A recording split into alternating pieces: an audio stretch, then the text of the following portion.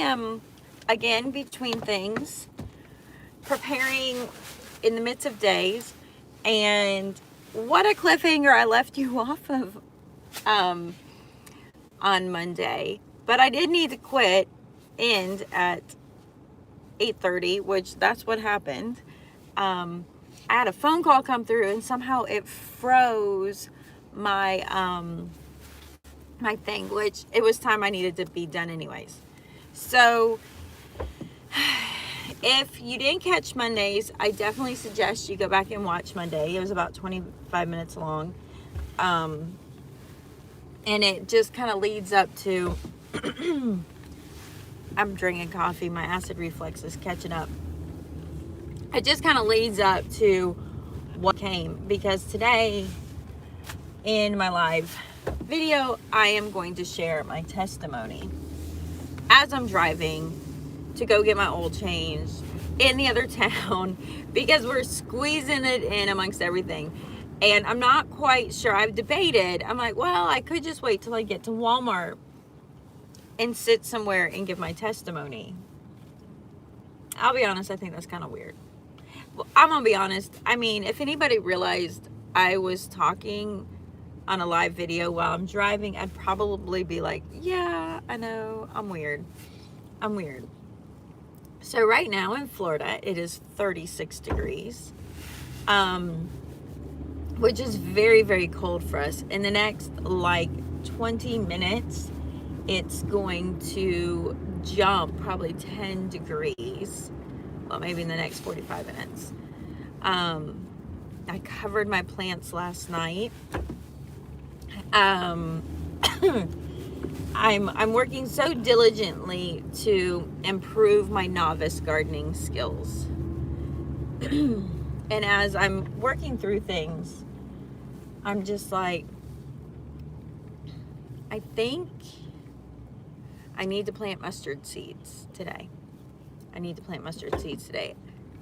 To remind me of the faith of a mustard seed will do, and what the faith of a mustard seed will grow. So it has been a whirlwind week. I'm going to wait a little bit before I get into my testimony. So if you're looking, you're probably going to want to jump to 8-9 minute mark. It'll probably take me that long. It has been a whirlwind week. It has been cold. I seen this meme that said, oh, the groundhog seen its shadow, another 4 weeks of winter. And then it said, oh no, not you, Florida. You just do your own thing. And Florida does. And I've had people I've always grown up with snowbirds. And it's probably planted such a love for snowbirds. Just bringing their differenceness all together in there. And I've talked to them and they're like, Florida winters are different. They zap you in your bones, and it'll only be for an hour, and you can't decide if you want to dress for it or not. So I'm not really dressed for the weather today. Just like a t-shirt and the vest, which I typically wear at 50 degrees, pair of pants and some, boots. Because I know the temperature is going to go up. It's already 37 degrees. It's just going to go up. And by one point today, it's going to be in the 70s. So we're going to have a day where we were about 34. There's ice everywhere. 34 today. And by the end of the day, or at the high point of the day, it's going to be 70.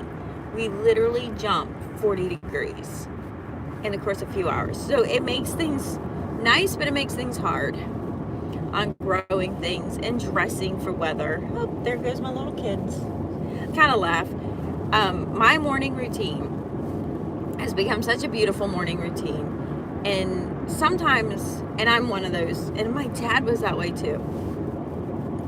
Some of my most beautiful moments in motherhood is when I've had the ability to sit and watch without being seen. It aggravates my husband to pieces. He's not this way. He's not wired this way. He is, to cherish what's going on, he has to be in the middle of it. And for me to cherish what's really going on. I need to almost sit out and not be part of it so I can digest it all. And I remember at times in my postpartum, like I was talking, you know, I had that extreme postpartum and everything was just exhausting. And so I spent a lot of time sitting on a couch. I had one, actually, after my last postpartum, I had this really nice couch. I loved this couch. And it was comfortable. It was a pull-out bed. In fact, on the pull-out bed, I think I slept with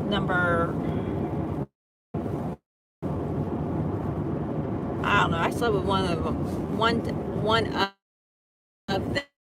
them on the pull-out bed. And I did. Anyways, by the time I was done with my postpartum, I had wore a hole because of the way I sat in that couch in the one corner, and the couch was of no use. There's also that other aspect of, I don't want to feel the hole that I spent the last 10 months sitting in. I don't ever want to feel that hole in my couch again. It's got to go. And I got rid of the couch. But my point was, I digress. A little trivial information of just life aspects. I had sat there in my postpartum. It made me stay still. I have glory moments of God's greatest gift to me as somebody who sat with postpartum, or not, anxiety that was too overwhelmed to get out of the chair. And that's the fact it kept me home. It kept me there. But sitting in that chair, a lot of times I would be able to sit and watch my children, but not interact. And it's given me some of the most vivid epiphanies and memories. Those little video captions that sit in your mind. The ones I'm going to talk about when I'm probably got, Alzheimer's or something, or, the things that's all I remember is those little snippets. And I remember one time just so disconnected and just sitting there kind of unconsciously watching my children because I just barely had the energy, and going, you're gonna miss this. That was my epiphany. I'll probably cry because it's kind of emotional on that, but you're gonna miss this. And I'm not talking about missing this in the moment, but I'm talking about missing this when it's gone. And it's funny, I'm going to be missing this when it's gone as I'm missing this in the moment. But I was there. I just watched as they grew and they did their funnies. As my head laid on the, I kind of sat in this ball. And I know I'm going through a rough patch, so I'm absolutely certain I'm going to have some cut-ups in the video lifetime. I'm going to make a pit stop and take the sheets off my garden.